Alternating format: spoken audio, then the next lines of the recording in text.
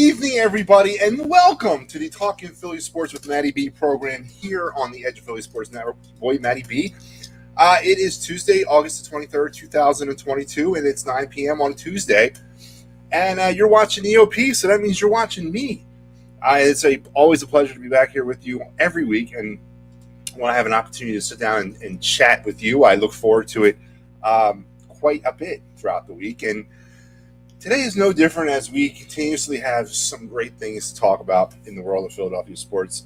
This week was obviously had no shortage of that.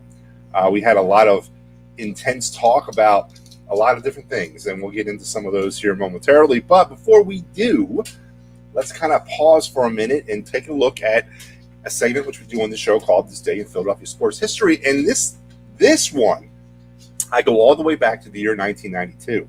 1992, I was 19. Oof, that's a long time ago. And this one goes all the way into the world of baseball. It is a Phillies date in history, but it's not really a Phillies date in history. We have to go into the minor leagues. The Clearwater Phillies did something today back in 1992 that was definitely a rare feat of rare feats. They were in a game. I had to go to the book for this one.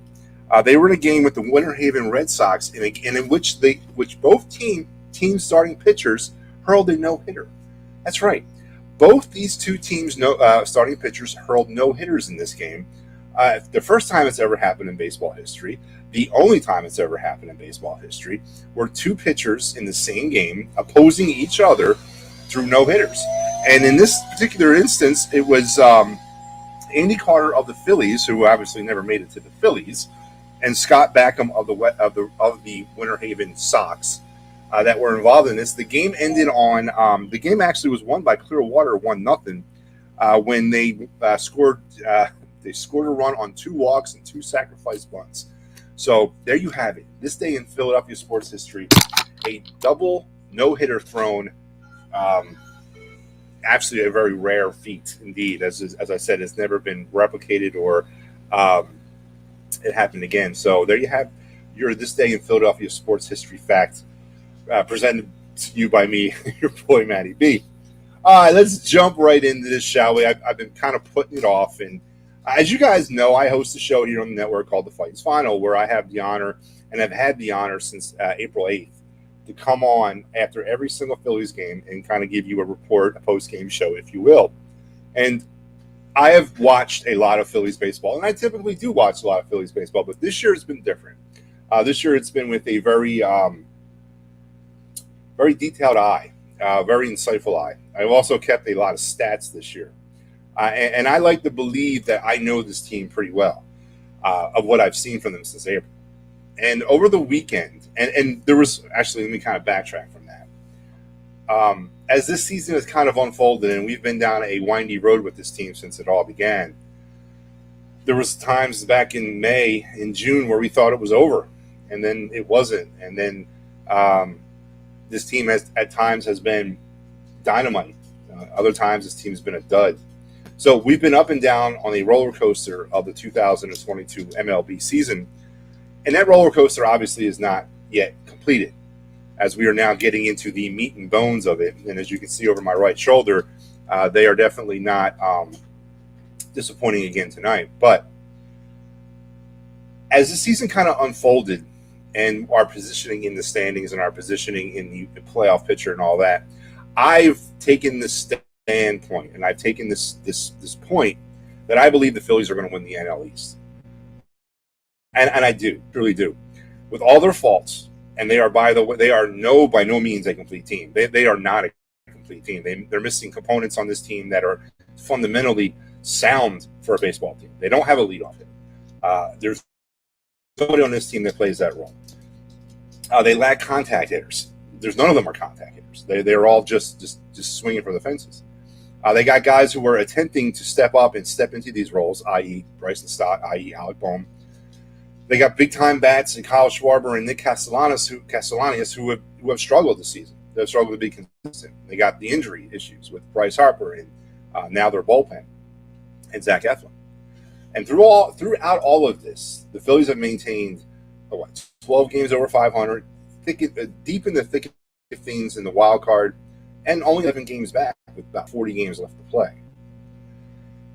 So that is kind of the reason why I believe this team is going to win the division. Is because even though they are buried, and even though they don't seem to be the most, when you look at them like the most on paper, hey, these guys are champions. There's an it factor to this team that they don't seem to ever want to go away. Whenever you think that you got them down, they pull themselves back in. And they've been doing it all season long. They've been doing it under worse conditions than they are doing it currently right now. So heading into last weekend, which is a topic that's really burned itself into my soul, what happened at the bank over the weekend. The Phillies had an opportunity going into that weekend, 10 games behind the Mets. They had an opportunity to make some noise and try to climb their way back into the NL East. Then they had an opportunity the weekend before that, facing the Mets for 3 games up in New York, in the same type of aspect, climb their way back into this thing. On both occasions, this weekend in the 4-game set here in Philadelphia and in New York, they failed miserably. They went 2-5 in that stretch, and they failed. They failed miserably. They failed frustratingly. At times they looked really pathetic. At times they looked very overmatched. And at times they looked like they just didn't know how to win against a team like the Mets. And it has resonated, especially what happened on Sunday. In a game that saw, 3 lead changes. It saw the Phillies basically snatch defeat out of the jaws of victory. The Phillies played the Mets 19 times in 2022, and they lost 14 of those games. And in those 14 losses, you had a conglomeration of craziness. You had the Alec Bohm 3 errors in 1 inning game way back in April against the Mets. You had the combined no-hitter that the Mets threw against the Phillies back in April. You had the blown 7-1 lead in the 9th inning that the Phillies had against the Mets way back in April. And then you had what happened on Sunday against the Mets. Everything that you could think can go wrong for the Philadelphia Phillies went wrong basically against the New York Mets. And it has posed a lot of questions for me. It's posed a lot of questions about, are they scared of the Mets? Are they snake bitten by the Mets? Do they feel the Mets are just a hotter team than they are right now? Are they biding their time against the Mets? Are they going to try to, come at them in October in the playoffs? What is the plan for the Philadelphia Phillies against the New York Mets? People have claimed that Howie Roseman lives rent-free in my brain. Well, he does. He lives in a duplex, and in the apartment next to his is the New York Mets, because right now the New York Mets are living there too. Because I'm obsessing over what happened against the Mets. I'm obsessing over why, and not just this weekend, but throughout the course of the season in the head-to-head battles, things have gone so off the rails and wonky against this baseball team. We've had decent starting pitching against the Mets. We've had offense against the Mets. We've also had 3 errors in 1 game, a combined no-hitter thrown against us, a blown 6-run lead in the 9th, and then 4 lead changes on Sunday. All that has happened against the same opponent in 2022. Now, heading into this weekend series, right off the bat, there were some optically disturbing images that the vibe, I should say not optically disturbing images, but the vibe I was getting from the Phillies, that maybe this wasn't potentially what they wanted to do, and that meaning compete or make a run for the division flag against the Mets. The Noah Syndergaard issue about him not starting on Saturday or Sunday and missing a start against the Mets for the 2nd time this year. He did it earlier in the season when he was a member of the Angels. He was given an extra day off when he was due to start against the Mets. Well, that happened again this past weekend. Why? You can give me the Tommy John thing. You can give me all that. But that is why Noah Syndergaard was brought here. That is why I advocated to have him here. It was because he presented that X factor against his old team, that chip on your shoulder. That Philly-New York rivalry would be epitomized in Noah Syndergaard against the Mets. But yet, when we had an opportunity, and it would have been on 5 straight days rest, his normal scheduled start, we gave him a day off. Then we gave him another day off, and we saved him to the Reds. So that posed a question of why the hell they would do that if they were interested in competing for a championship. And then the optics of giving a New York the opportunity or the privilege to throw out the first pitch of a Phillies game in Philadelphia. It's just as Al was on the show last night on the final, and Al was quite upset about it as he took to the airwaves about and it's horrible. It's horrible that they would let a New York Met fan throw out the first pitch. It's horrible. So I pose this question to you. What's up, Gobbler? Gobbler has no answer. I don't have one either, man. I don't.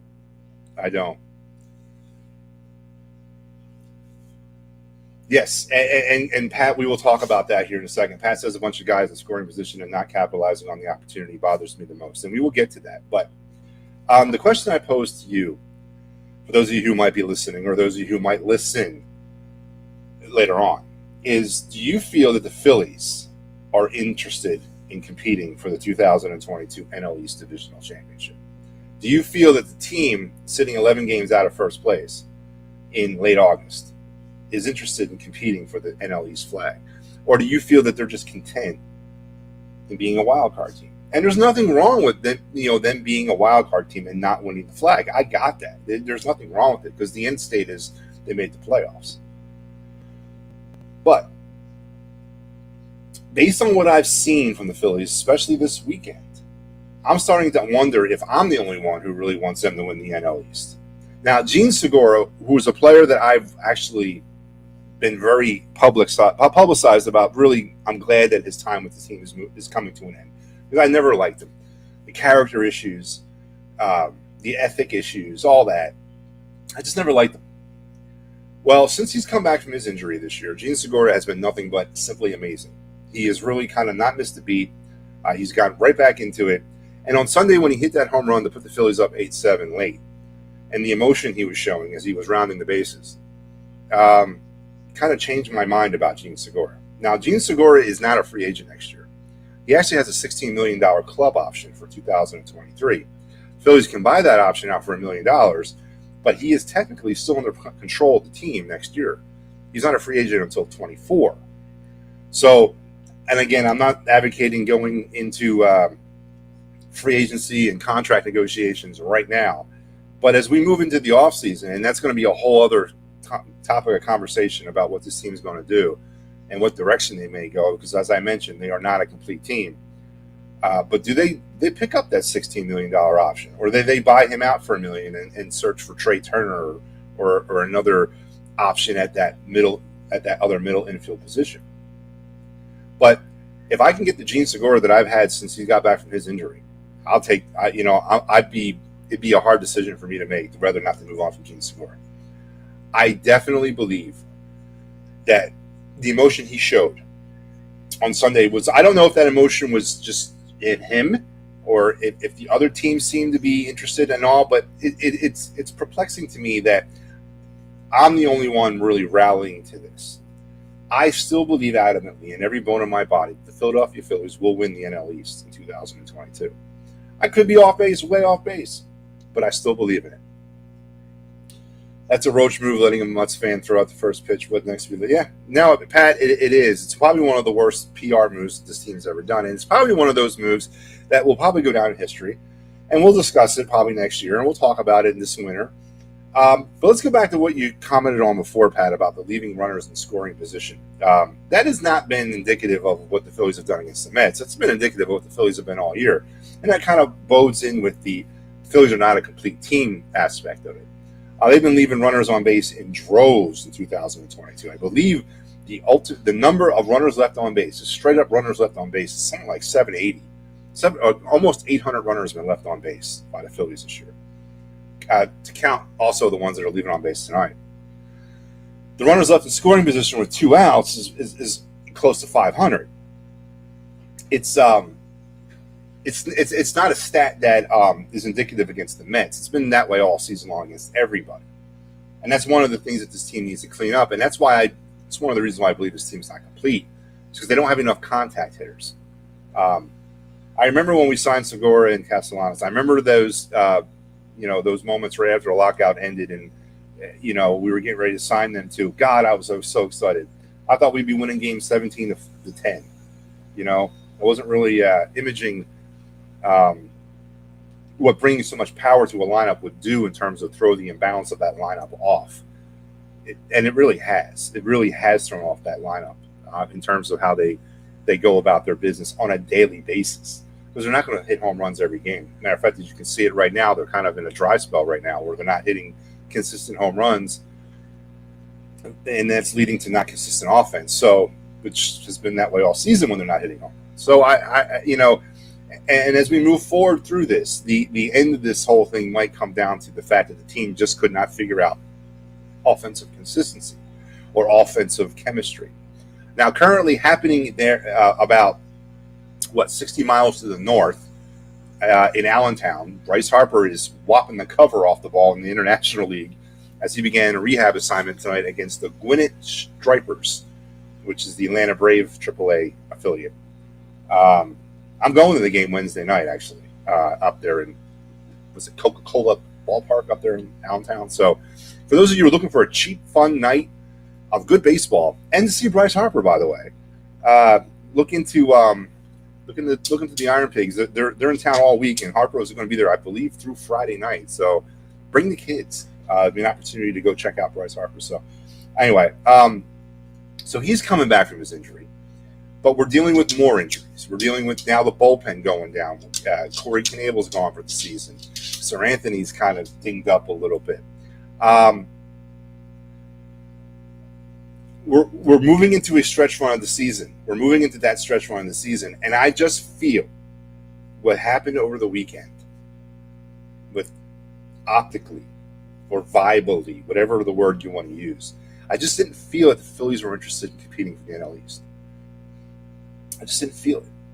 Because if I was the manager, Noah Syndergaard would have been pitching on well, I probably would have went with Suarez Friday, Nola Wheeler Saturday, Syndergaard on Sunday.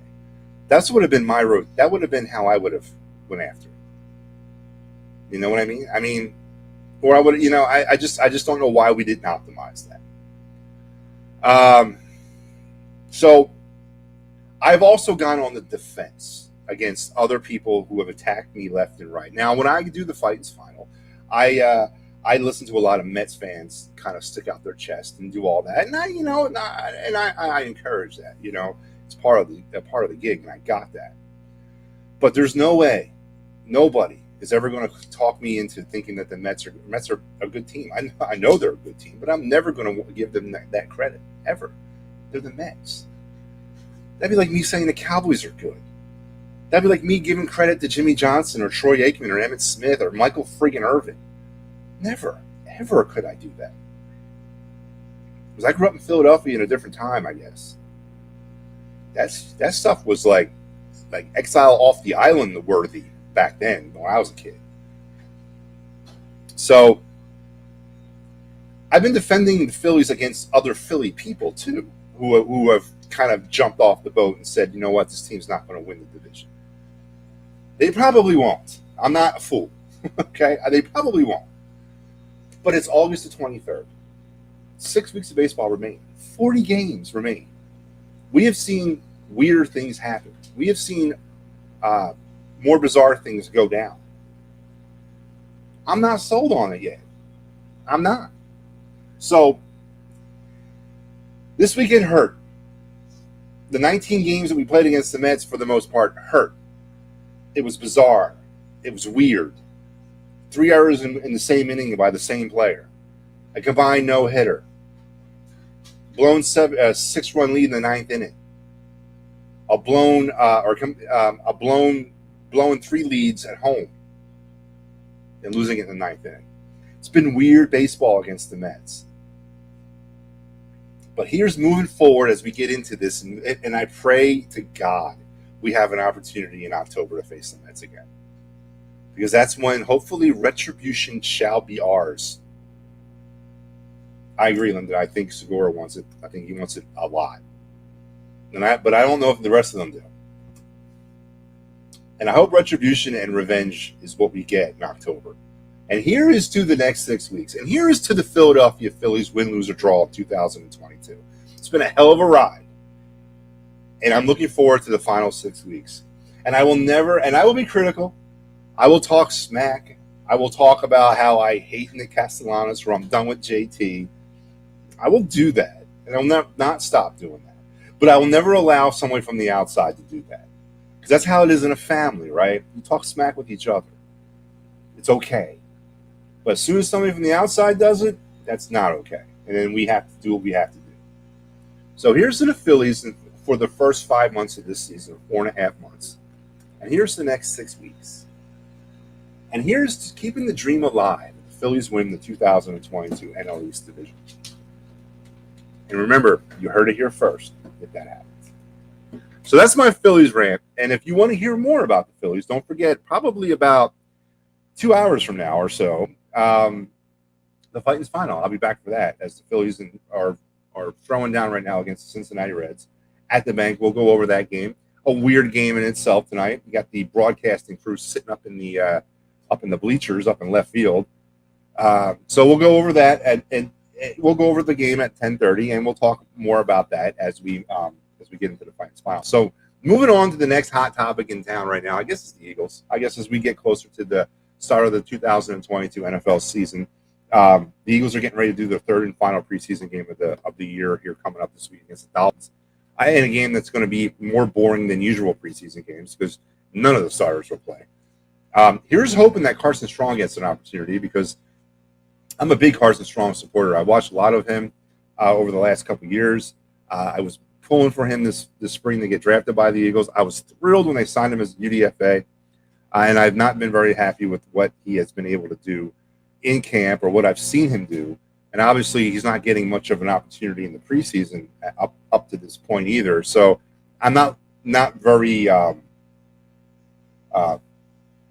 not feeling very strong about the fact that he might endure as a Philadelphia Eagle. But here's an opportunity. Hopefully, he gets the opportunity here against the Dolphins to show not only the Eagles but potentially other teams that may require his services. What kind of a quarterback he might be. So I'll be looking out for him. He's thrown, one pass this preseason? He's got in for like one series. It's been really nothing to speak of at all. But the rest of the Eagles will go out there, and a lot of these guys will have an opportunity to show the Eagles one last time why they should make the 53-man roster. Obviously, we had some moves, some minor moves happen. The big news was J.J. Arcega-Whiteside getting traded last week, and that drama being finally over. Another Howie Roseman draft pick bites the dust, so to speak. Keeping tabs of that too, by the way. Anyway, we're getting closer to the start of this thing, and it's going to be a great season. It's always a great season. It's always a great time of the year, isn't it, folks? And not only do we have Eagle football this week, and again, it's preseason, then we got Eagles football for real in about 3 weeks. But did you guys know that this weekend we have 11, count them, 11 college football games, Division I college football games starting this weekend? That is right. The college football season begins this weekend as 11 games will go down. Nothing really major on the slate. I think Northwestern and Illinois might be the biggest one, but still, football will be back on people's TVs. Well, it's been back, but starting on this weekend, Saturdays and Sundays will now be dominated by football. It's called pro football. You have your own opinion of what college football might be, but 11 NCAA football games are on the docket for this weekend. We've made it. We made it, folks. We made it through the longest offseason of any of the 4 major sports. And starting this weekend, we can kind of start sinking our teeth deeply into football. Now, we got through the offseason with the help of the USFL. Go Stars! And then we also made it to the preseason, which we're here right now. But now it gets really kind of going for real. When college football starts, you know what's right around the corner, and that's the NFL. And that's obviously the prize. That's the jewel of the crown right there is the NFL. And we are about 2.5, 3 weeks away from that. And the Eagles will open up the season in Detroit. And here on the program, coming up this season, chock-filled of fun when it comes to the Eagles. I will have a different guest on every week from the other team. Now, not a player, but somebody that represents either a podcaster or a media personality from the other team. And I will have them on every week, and we will talk. We'll give a little preview of what the Eagles and the opponent will be like. So Looking forward to that, getting that all straightened up right now. So that's going to be a feature here coming up in the fall on the program, as well as on my other program, which is a podcast, a straight podcast that I do called Talk Philly Sports. Matty, be available wherever you find your podcast. I will be doing a weekly Eagles pregame show with my main man, Kyle Quinn. That's right, Kyle and me have been doing this for this will be our third season doing it together. So looking forward to getting that thing fired up. Don't forget to be looking for that here coming up this fall as well. So a busy time of the year starting right now. Then you add in the playoff push to the Phillies. Just a great time to be a sports fan. It's be a great time to be a Philadelphia sports fan. So more to come on all that as we move deeper into the as we get a little bit closer, and that's like in the next week or so. So that's pretty much going to wrap me up with the Eagles as well. There was a lot to talk about, but not really much for me to kind of get off my chest. I just wanted to get those things about the Phillies and the Eagles off my chest. And if you are interested, which I know most of you are, this is, of course, the network today, or the network now. It's huge. Everything is growing out of control, which is a good thing. Today you had the Kelly Green Hour, Birds of the Round Table, my show, Chalk Talk, and then a little bit later on tonight you got Fighting's Final. Tomorrow, don't forget, it's the Philly Press Box Radio and the EOP Live, which is the flagship show, and of course Fighting's Final. So all that and much more on EOP. Just be on the lookout. It's basically new content daily. I mean, I'm talking like daily. And of course, if life is going well and life is not going well all of a sudden, things go off the rails and you need some help with workman's compensation or motor vehicle or personal injury or criminal law, Dave Cherry is the man you want to give a call at 610-565-0300. When you do, tell them the boys at EOP sent you. And don't forget Dolan's Bar and Grill and their Tequila Lobo Kitchen, their Mexican kitchen, open daily from 4 to 9. Go down there and check it out. It's really good eating. And then I already mentioned this, but the Talking Philly Sports with Matty B podcast, the one that started it all, available where all your podcasts or where you find your finer podcasts.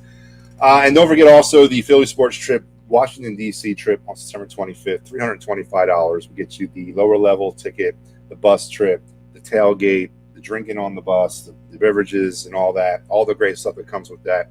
Head over to phillysportstrips.com and get your spot now while you can, because they're going quick. And EOP is going to be there. I think also the Painted Lions, Sully Squad, Devereaux Sports, I believe Bell and Birdman, they're all going to be there. Fourth and John, they're all sending people. So it's going to be a party like you've never seen, or definitely a good way to spend your Eagles Sunday. Head over to phillysportstrips.com and book your spot on the bus now. Muffler Mike, hey man, what's up? What's up, Mike? How are you doing tonight? So make sure you head over to phillysportstrips.com and book your spot for your trip to DC on September the 25th. Get a chance to see Carson Wentz sporting his new digs as the quarterback of the Washington Commanders, who apparently he's not doing. I think he's doing worse than he did with the Colts and Eagles. Apparently that's what's happening with him over there. So great opportunity to head down to DC and let them know what we really think.